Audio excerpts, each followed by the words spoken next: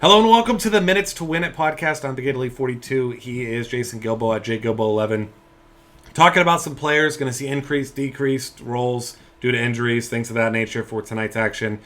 Starting off at the top, Aaron Gordon, one of the guys who has had his minutes fluctuate maybe more than any player in the NBA so far this season. He's $4,100 on FanDuel, $4,000 on DraftKings. His minutes so far this season, 17, 18, 25, 4, and 32. Obviously, the 32 was Nikola Vucevic leaving the game. Obviously, he's not playing tonight, so he's not a direct replacement. He's not going to play center, obviously, but he's the guy that could see some minutes at the 4, and he was really productive in that last game, too. It wasn't simply just a minutes play. 19 points, 8 rebounds, an assist, and a block. So over 30 fantasy points on both sites. I think he could be a really nice value, but unless we hear for absolute certain that he's going to be locked into 25-plus minutes, he's still, despite that cheap price, just a GPP guy for me. Yeah, I'm with you there. I mean, the points have just been, fantasy points per minute have been very solid, but, looking at the beginning of the season when he was getting 17, 18 minutes, that still could come back, although he did put up 32 minutes last game. I would just be too worried for cash games. Yeah, I'm with you there. The Sacramento Kings front court, obviously DeMarcus Cousins still dealing with an injury, so Costa Koufos, 29, 26, 28 minutes the last 3 games. Had his best performance in the last one with 16 and 7 against Phoenix. Then you look at Willie Cauley-Stein, a guy that was a fairly popular cash game play last time out. Played just 16 minutes, didn't score, had 4 rebounds. But in the games before that, 34, 23, 30. So he's another guy, really GPP only, but in all reality, I probably won't be playing much Willie Cauley-Stein because Koufos has played better, and really the only downside with Koufos is he's gotten in a lot of foul trouble. But, when you're not an extremely good athlete like Koufos isn't, he's a good player. He's not a great player. And he's faced with dealing with the biggest guys on the court. He's always going to kind of have that foul trouble. Cauley-Stein needs to improve a little bit more before he's a guy I'll be playing much. Yeah, because, if you played him the last game, he probably killed your lineup single-handedly there. Yep. Koufos has been solid alongside Cousins when Cousins has been healthy, averaging still 25 minutes, and he's shooting 61% from the field. He's been very efficient, so I do like his price, and he would be the guy who I'd take over Cauley-Stein there. Yeah, absolutely. And then the next guy, hopefully you're not late to this party. We've been trying to tell you to play him every single night. Evan Fournier, his price is getting up there, but you look at his production. We're talking about Kevin Durant type consistency over the last couple games. Obviously, he's not going to continue to score 29.5 points per game as he did in the last 2 games, but he's played 43 or more minutes in 3 of his last 4 games. Granted, one was that overtime game against OKC, but the last 2, he's played a ton, and it's not just scoring. 35 and 4, 29, 6 and 4. They need him to play big minutes. He's playing big minutes. This guy, he's always been a pure shooter, and he's shown that he can score in a ton of different ways now. You have to play him in your cash games, and if you're not playing him in your cash games, I'm not sure what's wrong with you. Yeah, he's still so cheap. 5,200 on DK there. Looking 55 on FanDuel, and I can't get away from him. The matchups, not one to really target, but it's still just because of his production lately. It's been so good. Shooting 48% from the field, averaging 21 points per game. And, like you mentioned, he's doing other stuff as well. Yeah, he's not going to kill you in your head-to-head and double-up games anyway, because right. Even if he goes and throws up a dud 12 points, which is really unlikely in 40 minutes, but he's not going to hurt you because he's probably going to be 60, 70% owned once again. So just go ahead and do yourself a favor and get him in your lineups. Next guy, another pretty close to a must-play in your head-to-heads and double-ups, is TJ McConnell. Had first couple games, 28, 26 minutes, not particularly effective, but now he's been running the point. Last 2 games, in 58 minutes played, 13 assists, 16 rebounds, 24 assists, 34-plus fantasy points each of those games. One of those games was against Cleveland, 34 fantasy points in 23 minutes. He's going to be starting once again here, and he's got the keys to the point guard position. It's Isaiah Canaan was not playing well. Looks like he's going to be moving over to the 2 guard now anyway. So, the minutes are going to be there. He's played well. And the best thing is, he really hasn't scored much as far as actual points go, and he's still putting up big numbers. So, it's still near minimum salary. He's another guy I'm just locking in tonight. Yep, I'm with you there. The guy's, 16 rebounds over the last 2 games, something you probably won't see, consistently over the season, but 24 assists as well. I mean, that's just a scrappy player. He's like a Julian Edelman type of fantasy basketball here, and Yeah. maybe it's a white thing, but Well, hopefully he's not as much of a cocky person as we'll use that word for Edelman. But I bet you McConnell probably has a few more friends. Just saying. He seems like a nice guy. But, I think we could roster a whole University of Arizona team tonight. Yeah. Aaron Gordon, McConnell. Yeah. Maybe Jordan Hill gets some time. He might if we see Jan Mahimi sitting out again there. But Yeah. another guy who we're talking about, an ex 76ers player there, Michael Carter Williams, looks like he's not going to go once again tonight. So that's going to open up some time for a bunch of really bad basketball players. There's just not a whole lot to like here. Jared Bayless was the popular play, had that one good game, really struggled the next game. Now it looks like Tyler Ennis is going to get the start. You got Grievous Vasquez involved in there. Really, Vasquez is the best player of those three. So really, if you're going to take a chance on one tonight, for me, it's going to be Vasquez in a tournament. But really, I just don't want a whole lot to do with that situation because there's a reason why nobody knows who's going to get all the minutes here because none of these guys are very good. No, I mean, you're looking at Vasquez the last game. He played 22 minutes, but he had foul trouble. He had 5 personal fouls. You would like him to clean that up tonight and see upwards of 20 minutes, 28, at the most there. Because Bayless is still going to come in off the bench.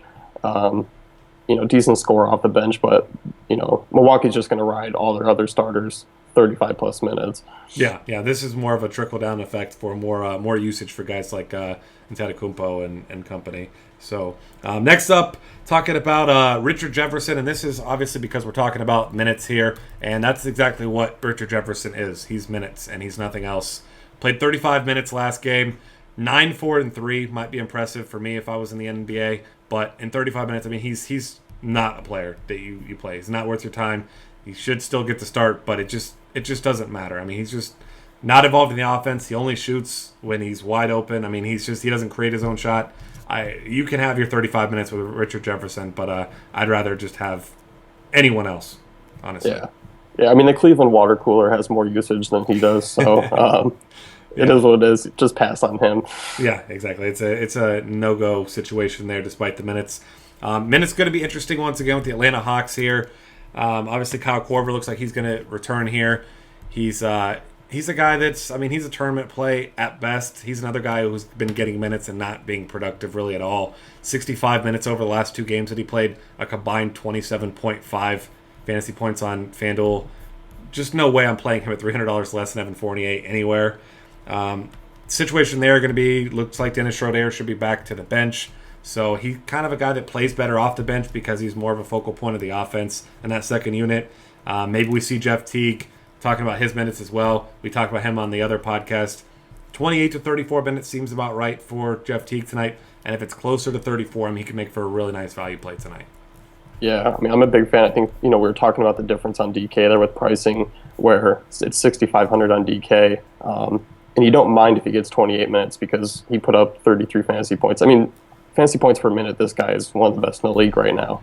Yeah, absolutely. And then there's a big-time blowout concerns here. Harrison Barnes, one of the guys who could end up getting a potential bump.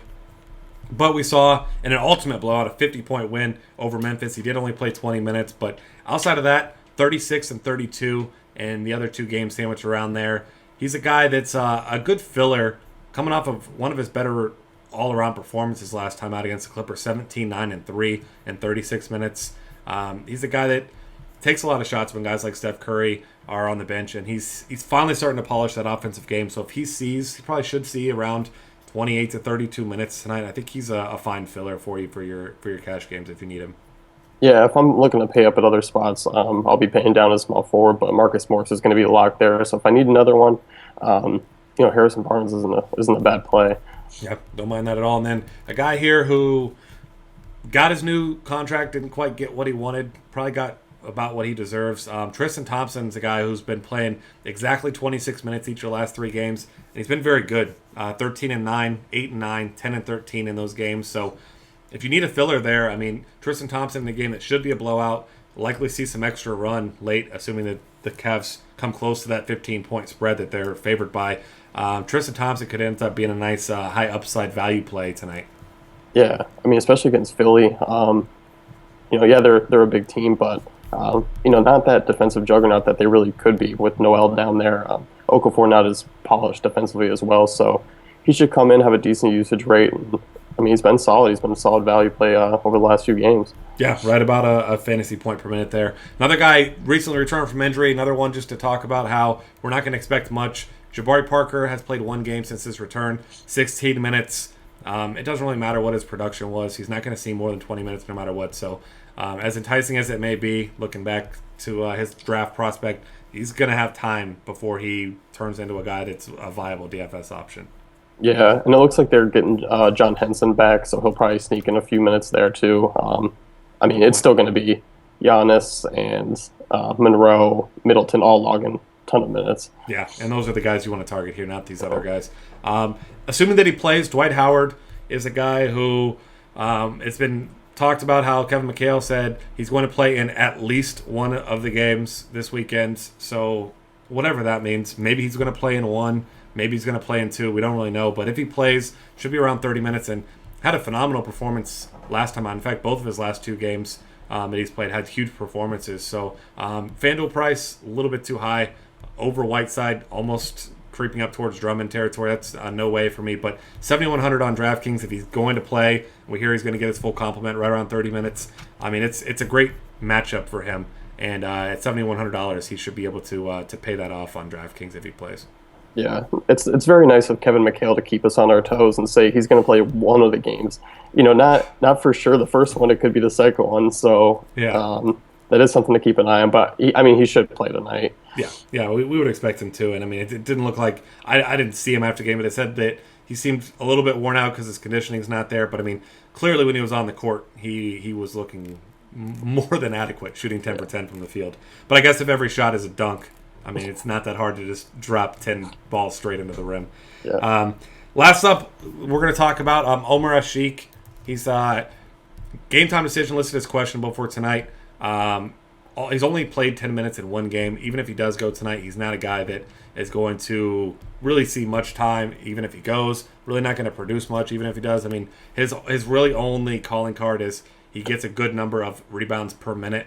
But, I mean, for this Pelicans front court, Alexis Ajinça, I'm not even sure how you say that. But if Asik doesn't play, he's an okay filler. But, I mean, he's a guy that no matter what this injury situation is never going to play big minutes. And we're talking 22 at, like, absolute max.